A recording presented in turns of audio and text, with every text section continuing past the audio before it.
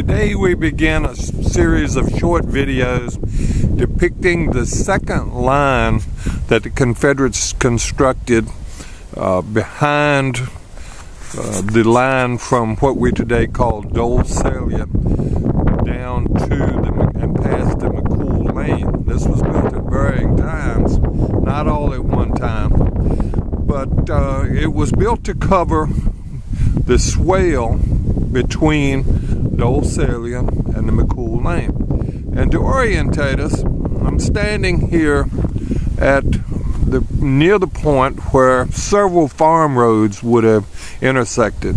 You can see in the foreground the road leading out from the Confederate works where Upton's men guided on when they attacked Dole Salient on the 10th of May.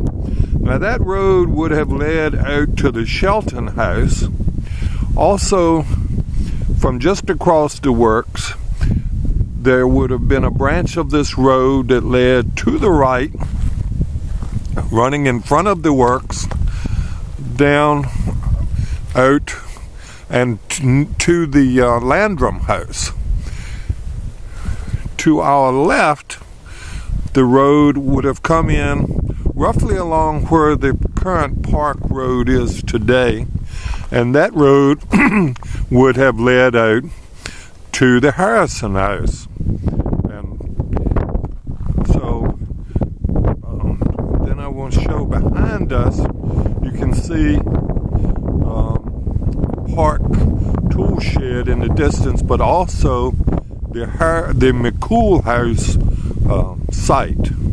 So just to scan around, you can see from the McCool House down over the current into the current woods where the McCool House road would have been, and then following the Park Road over to the west angle.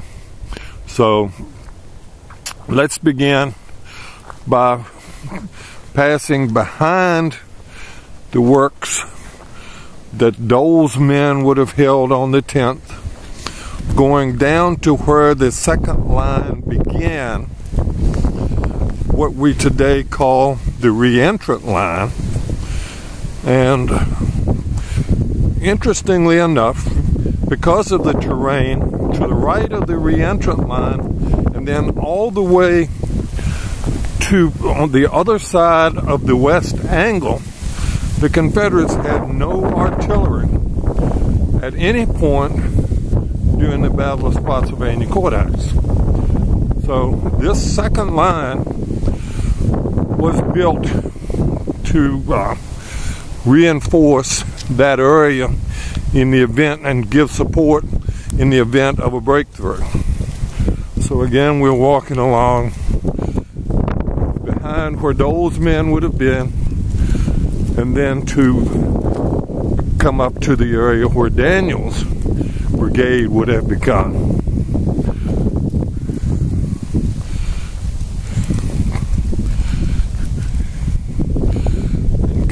Today the park has two cannon supposed to represent the Richmond howitzers, and they give a good depiction, but the Richmond howitzers' position was actually on the far side of the re-entrant line and stretched for down to where the woods are today, the wood line is today. So here we are at the re-entrant line.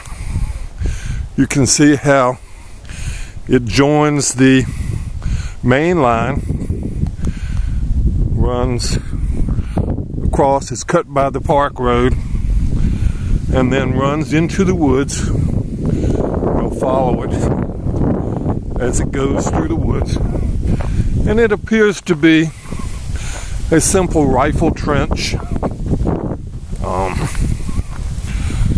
Parapet significantly eroded, but this was also the point where the Confederates stopped the Federal breakthrough on May the 12th from expanding and rolling up their line. So So again, simple rifle trench. Doesn't run exactly straight. It curves back a little bit here.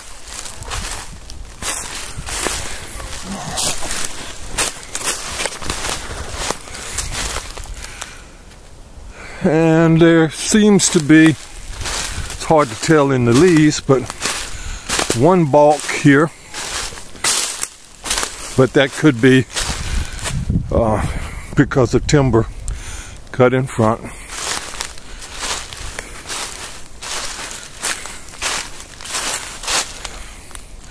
They dig back here.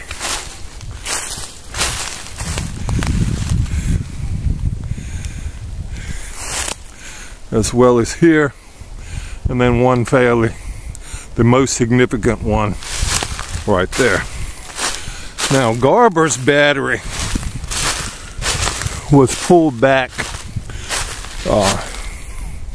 from the main line on the morning of May 12th and run back by hand to position where they could fire over these works. And while they probably were not put into the trench,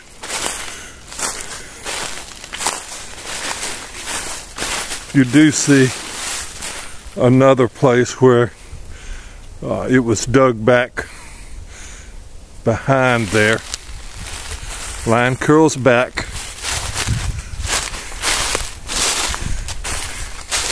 And then comes to an end. Today, it ends here. Coming up to it. Excuse me.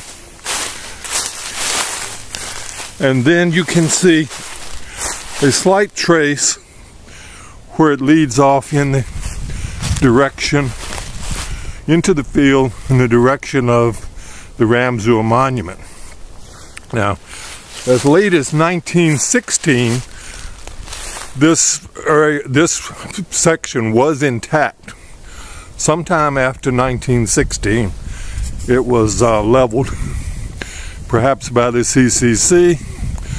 But again, this is just the first video. The next one we will proceed down the remainder of the trench.